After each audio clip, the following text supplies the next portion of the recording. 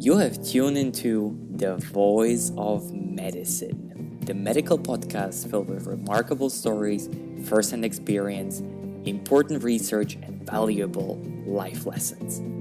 Open your mind, relax, and enjoy.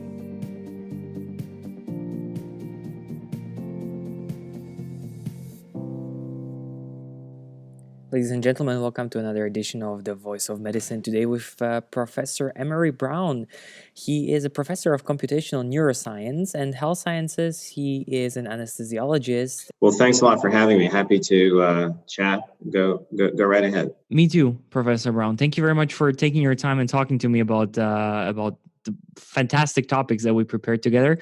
So, the first thing I want to start with is if I want to look at what is now, I always like to look back at what was, right?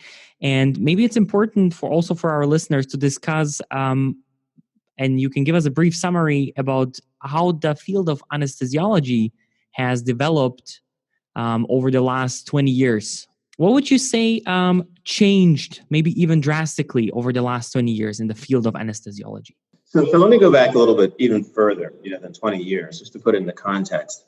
So the first public demonstration of anesthesia, at least in the United States, took place at Mass General Hospital in 1846, October 16, 1846.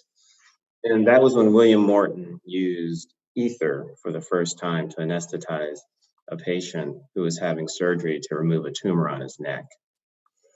And that was truly a revolutionary moment. It changed medical practice because up until that time, surgery had been trauma and butchery.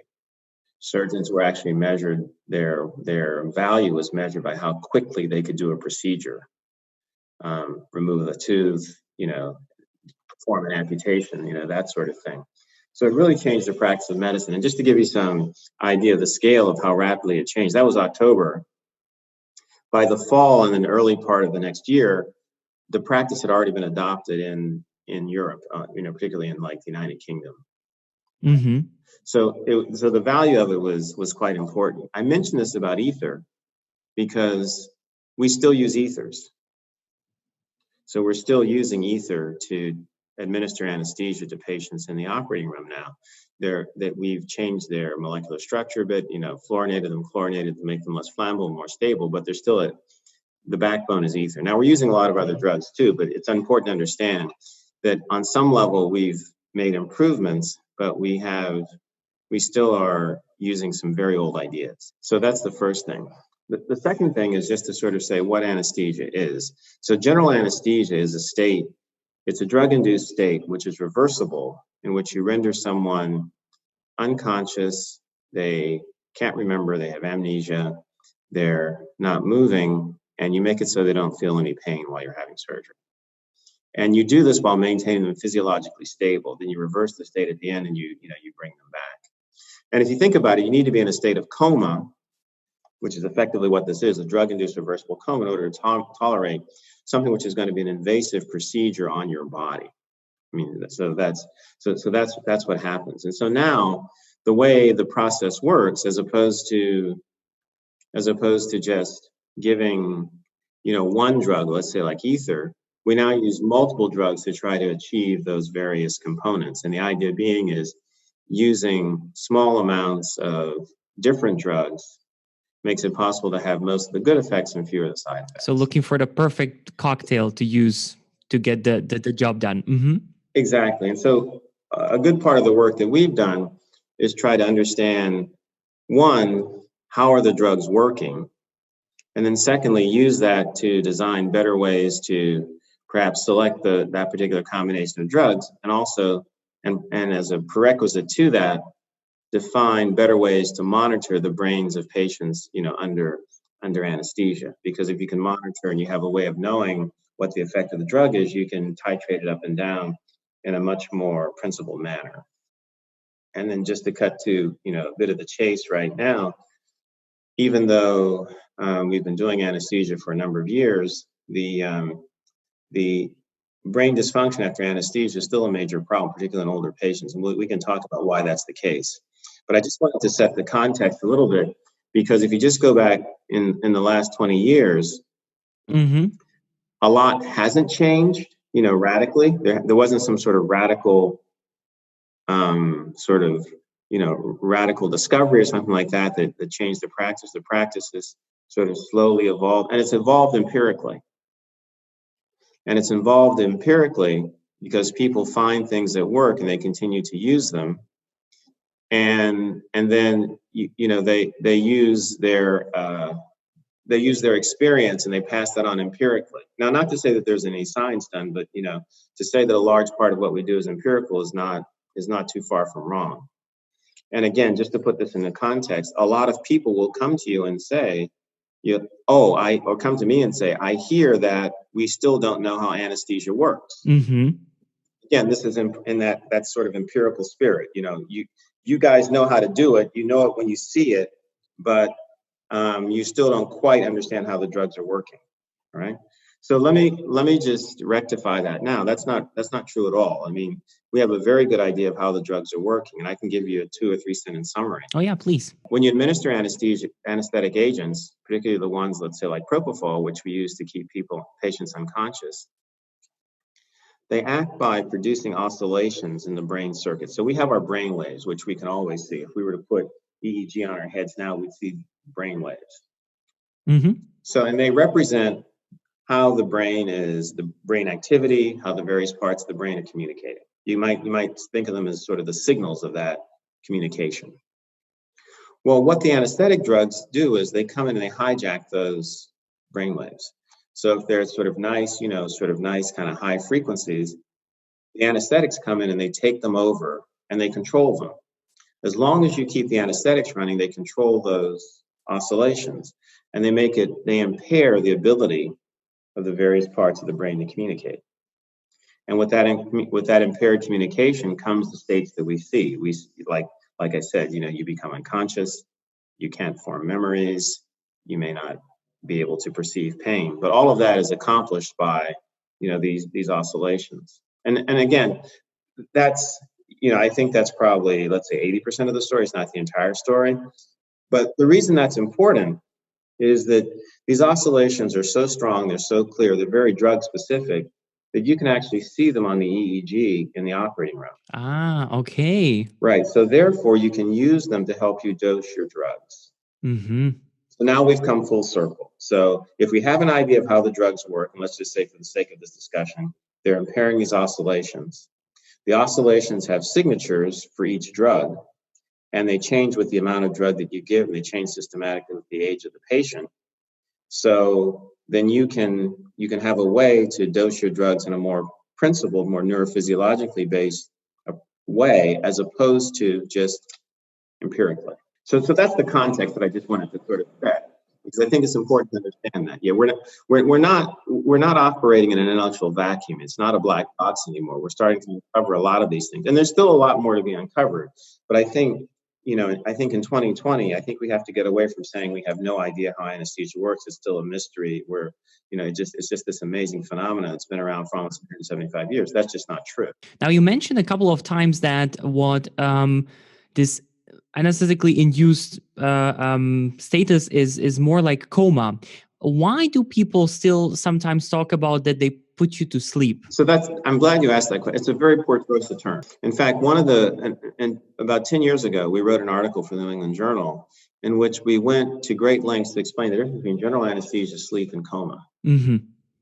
So general anesthesia is a type of coma. It's drug-induced, it's reversible. And in fact, again, when you're in the most profound states of anesthesia where a surgeon could operate on you, when they open you up, you can see that there's no perception of what's going on. So it's clearly a comatose state. And the key feature is it's reversible. Mm-hmm. Anesthesiologists, and again, this plays into this idea that everything is empirical. We're trying to be comforting to patients. So they'll say, I'm going to have you go to sleep for the surgery. That's a very poor choice of terms, because the thing is, we all know that you can't be asleep, because if you were asleep and someone started operating on you, you'd wake up essentially screaming in pain. And what's the tendency for anesthesiologists to say that reflects this idea of, again, not really thinking carefully or understanding like what's going on. And so in our attempts to comfort patients and assure them that we're going to take care of them, I think we make, and I know we make a bad choice of terms. We shouldn't say sleep. In fact, here's what I do when I talk to patients. I say, oh, you're going to have surgery, okay? So, I'll say, I'm going to be your anesthesiologist. I'll be with you the whole time during the surgery. You'll be unconscious. You won't be able to form any memories. You won't be aware of anything that's going on. You'll be comfortable. We'll make sure we give enough medication so you wake up comfortably. I'll watch your heart rate, blood pressure, temperature. I'll keep them all stable, your oxygen levels. And the other thing is, and we may give you drugs so that you're not moving. It'll make it easier for the surgeons to operate. So what I just did was, everything I said is something that a person can understand. I just gave them the definition of anesthesia, of general anesthesia. That's what we should do. Yeah, you described perfectly what is going to happen without using any definition. And I believe that the reason why maybe sometimes doctors use this poor choice of word sleep is because they want to simplify it for the patient. Right, and that's exactly, and that simplification actually, it actually does us a disservice. Yeah.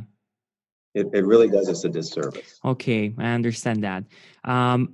One of the things which I wanted to ask you also was, how many patients, if they have the possibility, choose rather a general anesthesia instead of, let's say, a local one?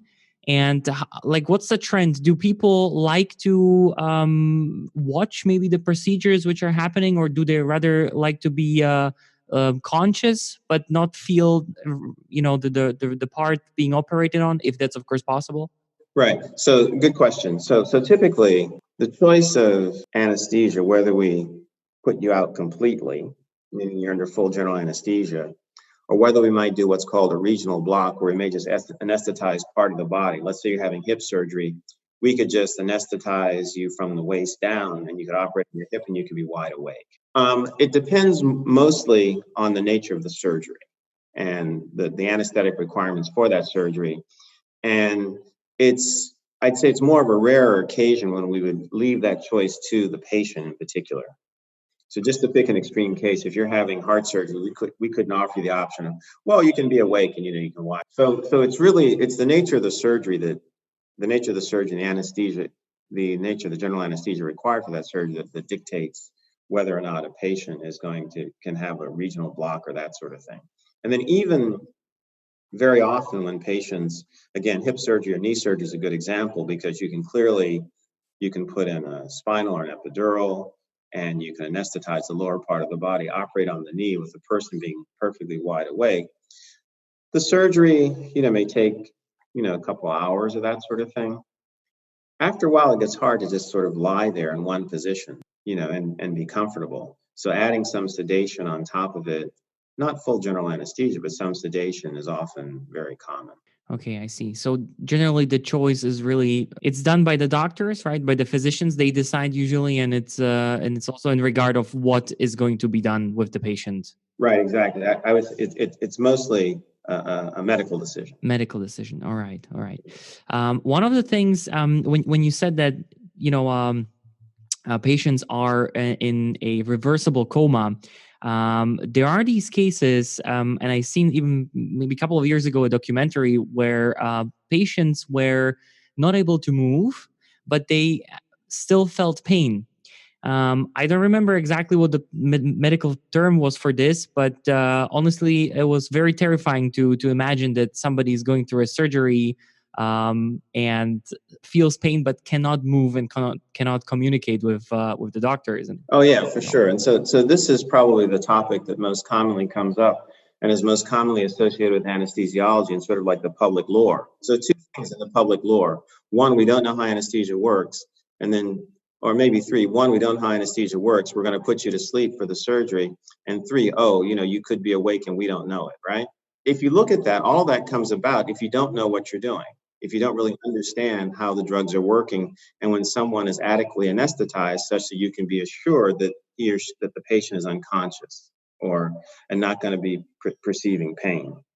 And you certainly don't get there to that state of having that understanding if what you do is you say, well, we just do this empirically, right? And then worse yet, we monitor everything, sort of heart rate, blood pressure, oxygen saturation, oxygen delivery, and we have various, sensors to help us understand if some of those systems are going awry, like in the ventilators and what have you. But as a routine, and actually there are requirements to monitor those physiologic variables that I just mentioned, right? But they're not requirements to monitor the brain. So you don't have to have an EEG on someone while they're having anesthesia. Mm-hmm. So what do you think is going to happen? Just by the law of large numbers, there's going to be a certain fraction of people who are going to be awake, and the anesthesiologist, despite his or her best efforts, wouldn't appreciate it. Now, even with that, with having said that, and the fact that most anesthesiologists, certainly in the United States, I think is pretty much true in other countries, don't use the EEG to monitor brain states of patients under anesthesia, the incidence of this awareness under anesthesia is 1 to 2 in 10 to 20,000 patients. So it's not like it's a public health menace. But I would submit that it could be radically reduced, if not entirely to zero, certainly close to zero. If that incidence could be reduced closely to zero, if what we did was we monitored the patients having surgery and used the EEG to guide drug dosing. And just to put it into context, right? The EEG is old. It's been around since 1929, right? Discovered, by Hans Berger. And it's used for a lot of things. It's used diagnostically. It's used for, research studies and what have you. It's used to characterize sleep. Of all the things for which the EEG is used, the EEG under anesthesia has probably the strongest signal about the brain there is. Because what happens is these oscillations that I was talking about are quite large. They're not subtle. To do this, you have large parts of the brain, large circuits in the brain acting together. And what it means is you have a signal to noise ratio. In other words, the signal that you're seeing is very, very strong, so that you can see characteristic patterns associated with each of the different drugs.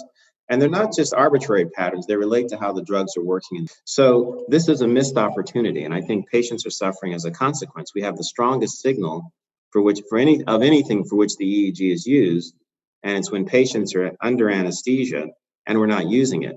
So then I want to get to the point where we don't have this conversation anymore about patients being aware under anesthesia, and that's a fear of patients out there, and rightfully so, right? I mean, that's a terrifying thought. But I would say that in 2020, that's a totally rectifiable problem. We shouldn't have it. We shouldn't have this discussion.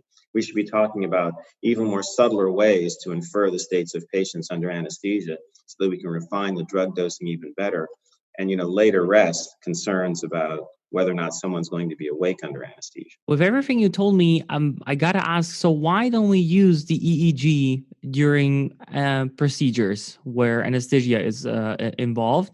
I assume is not the most expensive thing to use, right? Right. It's not very expensive. And again, and then what I've come to appreciate over about the last, let's say, 8 or 9 years since I've been using it, in all of my patients since 2011, I use the EEG with all the cases that I do. As I said, you have this very, very strong signal. I think it's a combination of factors. It's not just one factor. I think the first is there's a perception that the EEG is complicated, right? There's a perception that, it's so complex, it's hard to interpret. I don't have time to sort of sit around and try and interpret this while I have, 50 million other things I'm doing while I'm taking care of a patient, all right? So the first thing is that the signatures of the drugs under anesthesia are very stereotypical. They're very easy to recognize, and as I said, they relate to the way the drugs work mechanistically in the brain.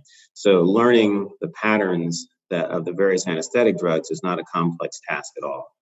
And it's no more complex, in fact, arguably even less complex than, how we learn the various patterns of the heart rhythms from the electrocardiogram, so we can diagnose various rhythm disorders.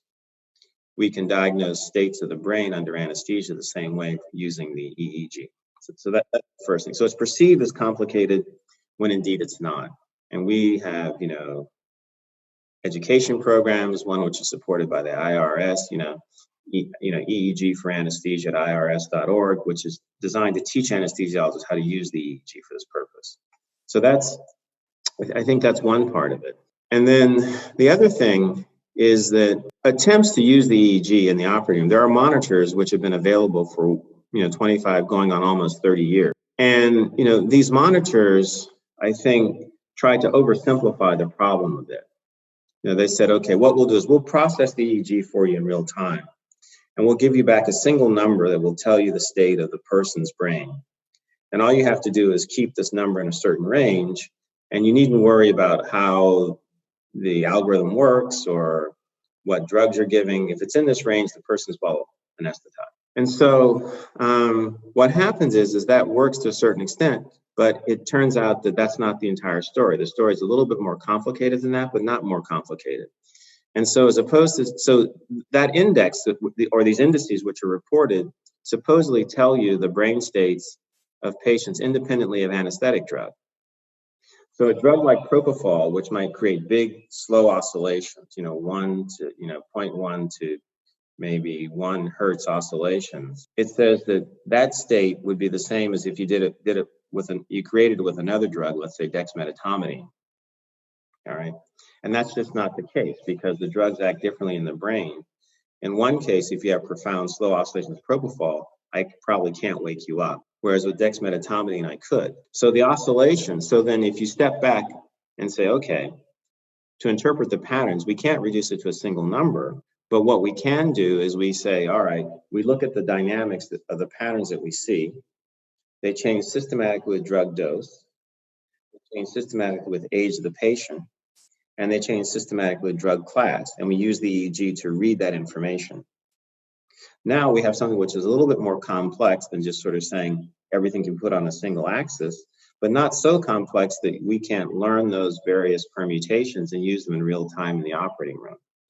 So I think that some of the work, which was intended to maybe oversimplify this, has actually set us back because it's made anesthesiologists reticent to use the EEG. Whereas, I think the work that we've been trying to do is to sort of say, well, it's a little bit more complicated than that, but not so terribly complicated that it's impossible to use. And in fact, if you look at it the right way, it's highly informative. It turns out that if you take the signal, the EEG signal, and you break it down into its frequency components, you can see the signatures of the drugs in the frequency breakdown of the raw signal, and they give you these sort of signatures of each of the drugs and allows you to interpret them, I think, in a much more informed way.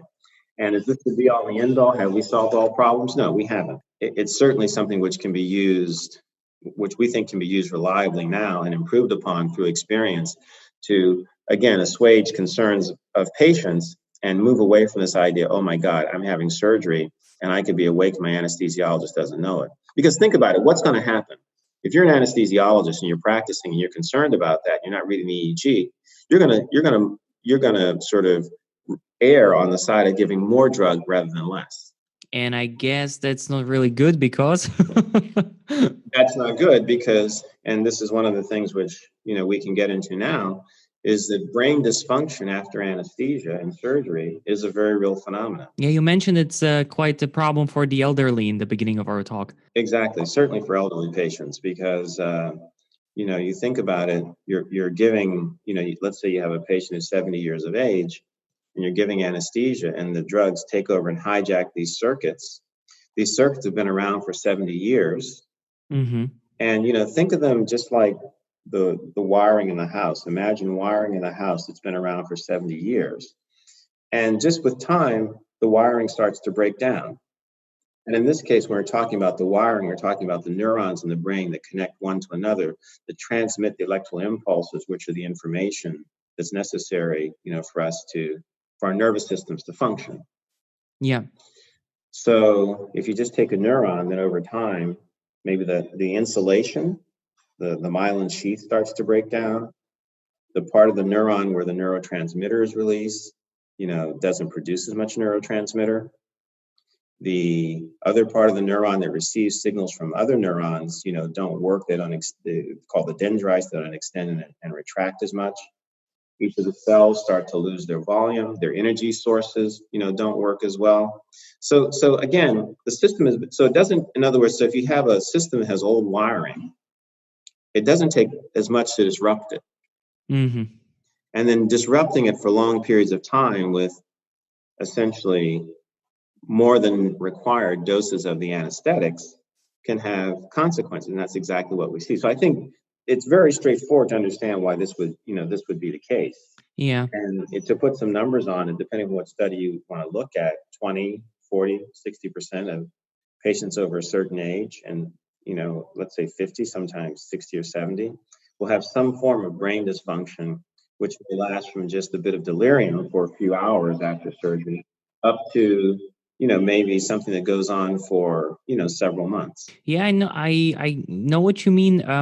A friend of mine, his aunt had a surgery not long ago, and she's older.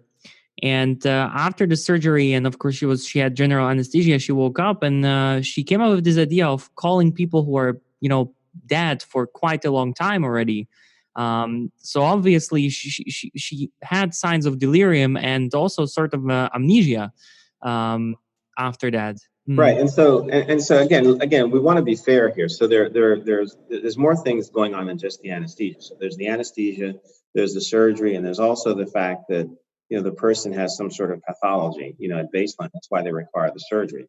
So we can't attribute all the effects to the fact that the person who received anesthesia. However, we would be naive to think that it isn't an important contributory component.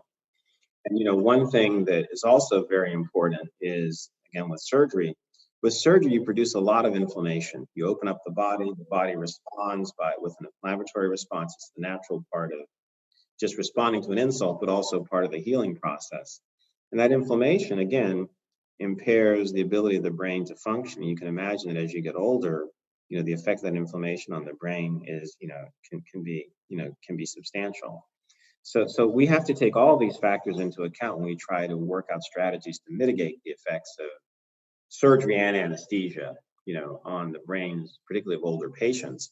But if we don't acknowledge that an important component of it is associated with the anesthesia being administered, and we don't try to deliver that in a principled way, then we're missing an important opportunity to control something which is in the purview of the anesthesia caregivers to control. Yeah, I understand that. So anesthesia can be induced using drugs, but as far as I know, for example, in dentistry, sometimes hypnosis is used in some form to induce anesthesia. I think I even sometimes saw that music is used in surgery rooms. Is that a thing, or can you tell us a little bit more about that? So it's very clear for procedures that let's say that may not require sort of full general anesthesia. Maybe you require some sedation or that sort of thing. These adjunct approaches, like one of my colleagues, Bala Subramanian, is working on a procedure to teach patients a meditation regimen, prior to surgery, and then using that to get them into it's a 12-minute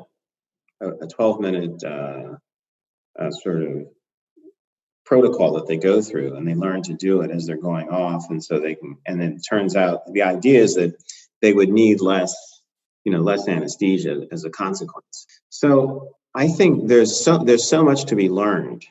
There's so much we don't know.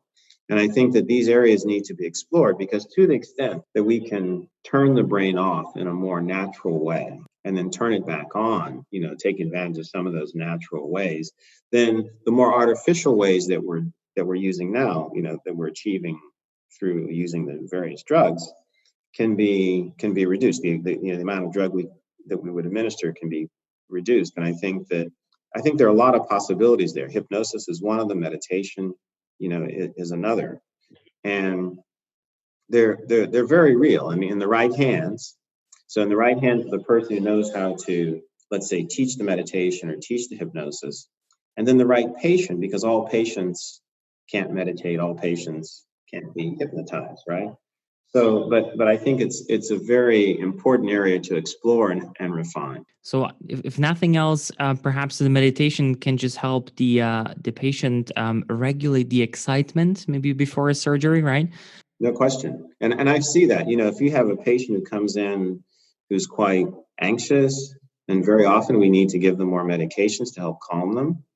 And so again, if we can reduce the amount of drug we have to administer, making sure the patient is still safe and not at any any adverse or at risk for any adverse events, then, so much the better. And if we can do that with natural means, hypnosis, meditation, so much the better.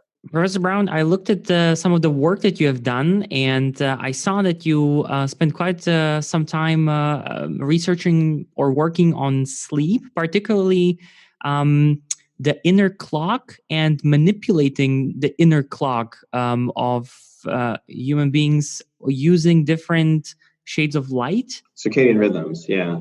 Yes. Yeah, so that was work I was involved in sort of in the early part of my career. So I'm a statistician, so I worked on signal processing problems for circadian rhythms. And one of the issues at the time was there were a number of issues that were, we were just at sort of the beginnings of really understanding properties of the human circadian clock, the same way that we understood them at the time about the clocks in animals. Mm-hmm. And I was working primarily with Charles Sizer, who is a circadian rhythms researcher at the Brigham and Women's Hospital, on these studies on the human circadian clock. And they did these investigations where they would study people for several weeks, and to measure their circadian rhythms. And one of the important ones that he did back in, the results were published in 1999, was showing that the clock of humans, the period of the clock, was closer to 24 hours rather than 25, because prior to that time, it was felt that all other animals have clock periods that are close to 24 hours, but humans were in some way different. Their clock periods were closer to 25 hours. And it turned out that what, Chuck Sizer and Richard Cronauer pointed out was because when we give light to, even to ourselves, like right now, light shifts our internal clock. And so these studies, which had been conducted prior to the ones that Chuck did, they let people pick their own light dark cycle. So you could turn the light on whenever you wanted to. It turns out when you do that, you tend to bias towards giving light at cycles of your circadian rhythm that tend to lengthen the period a bit. Every little bit of light sort of shifts the period. It shifts it, and depending on when you give it, it can make it shorter, it can make it longer. But on average, it tended to make things longer. So the key was to effectively do these studies in a day-night cycle, which was 28 hours. So you can entrain to a 28-hour day-night cycle. Your body temperature can't follow that. And then the second thing is the light levels, even when the light was on, was just 10 lux. And then it was total darkness. So 14 hours of being in a situation of total darkness, and then 14 hours of being in a situation of just 10 lux. 10 lux is like very, very poor candlelight. Your eyes will dark adapt somewhat, but it's very low light. And then patients stayed the subject stayed in these conditions for 24, 25 days. So there's some really impressive studies. So there is a statistical question there of how can you extract the circadian signal out of this, and then actually show that the actual period was 24 rather than 25 hours. So that was the problem that I saw. There was a statistical question. And it followed directly from some of the research that I'd done in my PhD thesis, as well as other work that I've done in medical school thesis. Wonderful. It's a very interesting, and I can imagine not everybody would want to be a part of such an experiment. It really sounds heavy, 24, 25 days doing this every day again. Oh yeah, it's fairly demanding, and I think that was one of the reasons that this work that Chuck Sizer has done has had important implications for understanding the human clock, because as you point out, these studies are a challenge to do. There are probably a handful of people around the world who are able to do them. They're very resource intensive, and you have to be sure that they're done correctly, because otherwise it's either a great boon or a great bust. So that's why these studies were so important. And during that whole period of time, showing that light was we take it for granted now, but it wasn't that clear, let's say in the mid 80s, but light is a very important factor for shifting our biological clock. And this is related to things like seasonal affective disorder. And, now we have a greater understanding of, these sorts of, these processes, or at least intuitively anyway, the importance of light and, helping us be in the right mind state. And also the fact that light, shifts our clock. But if you go back to when these studies were being done in the mid 80s or so, that wasn't as clear. It was the pioneer work, basically. Yeah, no, it was very pioneering work in that regard. So it was a pleasure for me to be part of it. Among other things, you also are involved in computational sciences. And one of the things I was asking myself is, well, how does computational sciences and anesthesiology go hand in hand? Or am I missing a link? No. So computational neuroscience. Yeah, so that's so after my work in circadian rhythms, I wanted to look at other problems in neuroscience, the signal processing problems, because as I said, in addition to being an anesthesiologist, I'm a statistician. And, I wanted to work on other signal processing questions in addition to looking at the analysis of circadian rhythms. So I started working with neuroscientists who were collecting data, studying various problems, trying to understand how neurons represent and transmit information. And they're statistical questions because the researchers conduct experiments, they record neural activity in a certain part of the brain, and they have the animals, let's say in systems neuroscience studies anyway, execute a task which they believe is in some way either mediated or affected by the task that the animal is actually undertaking. And so then you need to be able to characterize the properties of how the neural activity changes when the task is being executed. So one of the first problems that I worked on in that area was with Matt Wilson at MIT, who was studying how the hippocampus, so this is an area of the brain which is important for memory formation, short-term memory formation. How does this part of the brain represent short-term memories? And there's a very interesting phenomenon in rodents.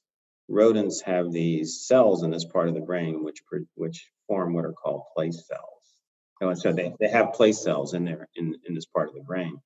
And what they are, they're neurons that when an animal comes into an environment, certain neurons only fire in a certain location in space. So in the animal's brain, in the hippocampus in real time is kind of making a map of the environment. Wow. Okay. And when the animal does this over, maybe comes back for 2 or 3 days to the same area, they have this very robust representation of space. So now to understand that representation of space, you could ask the question, if I didn't see where the animal was, but I knew which neurons were firing, could I figure out where the animal was in space? In other words, could I decode this representation of the neural spiking activity and understand where the animal is in space?